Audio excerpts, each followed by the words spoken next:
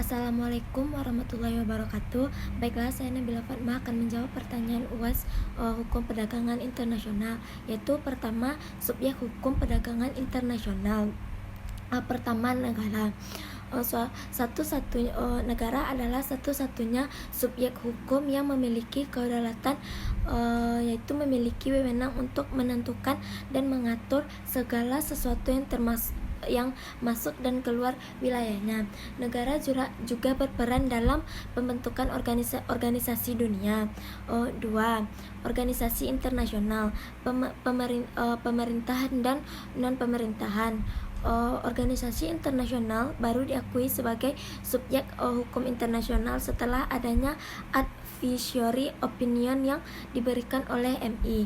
PBB meminta pendapat hukum dari MI terkait masalah terbunuhnya Pangeran Bernadotte dari Swedia yang bertindak sebagai mediator PBB di Israel pada tahun 1948. Ketiga yaitu individu. Individu yaitu perusahaan multinasional dan bank ketika adanya penutupan penjahat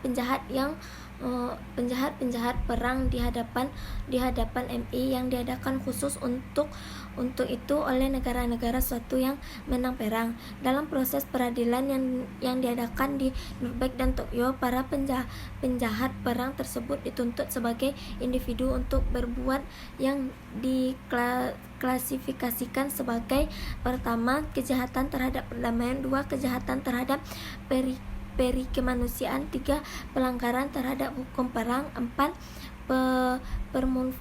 permufakatan jahat untuk mengadakan perang. Kedua, yaitu pengertian metode pembayaran non-layer of credit. Pertama, open account. Open account merupakan metode pembayaran di mana importer tidak akan melakukan pembayaran apapun sebelum barang diterima oleh importer di negara tujuan. Biasanya juga terdapat batas waktu tertentu yang disepakati untuk dibayar setelah barang diterima oleh importer. Dua, advance payment, yaitu pembayaran yang dilakukan oleh pembeli importer kepada penjual eksportir sebelum barang dikirim, baik untuk seluruh nilai full payment maupun untuk sebagian partial payment. Ketiga yaitu insako. Insako adalah salah satu jenis pelayanan yang ditawarkan oleh bank kepada nasabah untuk melakukan penagihan sejumlah uang ke suatu pihak atau lembaga tertentu di kota berbeda, ataupun bentuk penagihan tersebut berdasarkan warkat, yaitu terdapat berupa cek, giro, wasel, dan surat utang. Kelebihan dan kekurangan open account, yaitu pertama, risiko bagi eksportir sangat besar disebabkan tidak dipergunakannya dokumen-dokumen yang menjamin pembayaran tersebut. Dua, eksportir harus membiayai keseluruhan transaksi tersebut. Kelebihannya yaitu proses mudah dan biayanya cukup terjangkau. Kelebihan dan kekurangan advance payment, yaitu kelebihannya itu sederhana. Metode pembayaran ini juga sangat minim risiko bagi eksportir. Kelebihan dan kekurangan insako, yaitu kekurangannya yaitu metode ini mengharuskan pembelian untuk melunasi pembayaran atas barang yang dibelinya dahulu, barulah barang dikirim.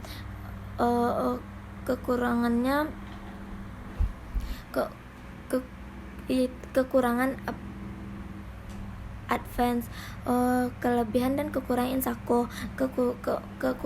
Keuntungan insako yaitu membantu lebih efektif dan efisien dalam penyelesaian tagihan antar kota, serta lebih bonafit dan nasabah memiliki reputasi yang lebih jelas. Kerugiannya itu program penjaminan yang dilakukan oleh LPS adalah hanya berupa simpanan, yaitu giro deposito, sertifikat deposito.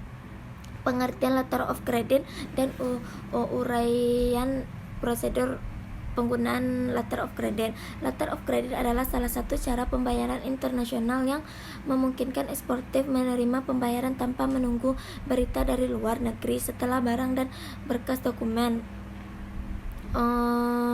prosedurnya yaitu di negeri dan akan memudahkan pihak-pihak yang berbeda. Prosedur pembayaran penggunaan letter of credit yaitu importer meminta kepada bank devisa untuk membuka suatu letter of credit untuk dan atas nama eksportir. 2. Eksportir menyerahkan barang ke carrier sebagai gantinya. Eksportir akan mendapatkan bill of lading. 4. Eksportir menyerahkan bill of lading kepada bank untuk mendapatkan pembayaran. Keempat yaitu kerjasama yang dilakukan oleh negara Indonesia dalam hukum perdagangan internasional, yaitu pertama di bidang politik, yaitu kerjasama dengan Perserikatan Bangsa-Bangsa, kerjasama dengan negara-negara yang tergabung dalam gerakan non-blok, kerjasama dengan organisasi Islam tergabung dalam organisasi konvensional Islam. Keempat, kerjasama ASEAN dengan negara-negara di Asia Tenggara yang tergabung dalam ASEAN. Berikutnya yaitu bidang hukum. Sama seperti di bidang politik, kerjasama dalam bidang hukum meliputi kerjasama yang sifatnya bilateral atau multilateral. Kerja sama dalam bidang hukum antara lain itu kerjasama atau perjanjian ekstradisi, kerjasama antara kepolisian RI dengan negara-negara lain yang tergabung dalam Interpol, kerjasama sama pertukaran tahanan.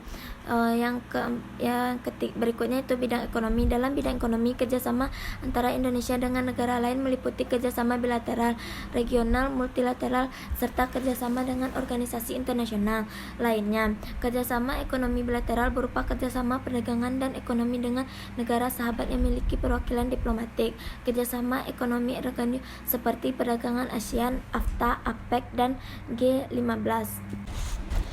Yang kelima yaitu tentang pengertian dan tujuan dari unifikasi dan harmonisasi, hukum perdagangan internasional, dan uraikan lembaga-lembaga yang bergerak dalam unifikasi. Unifikasi adalah penyeragaman yang mencakup penghapusan dan penggantian satu sistem dengan sistem yang baru. Harmonisasi adalah penyeragaman titik temu atau penyelesaian antara prinsip-prinsip yang sifatnya fundamental dari berbagai sistem hukum yang ada. Tujuan unifikasi tujuannya adalah agar dapat suatu kesatuan hukum dan kepastian hukum. Organisasi ini memiliki kedudukan yang unik karena ia berdiri sendiri dan terlepas dari badan kekuasaan PBB. Lembaganya yaitu WTO, ICC, dan Unisitral. Sekian jawaban dari saya. Assalamualaikum warahmatullahi wabarakatuh.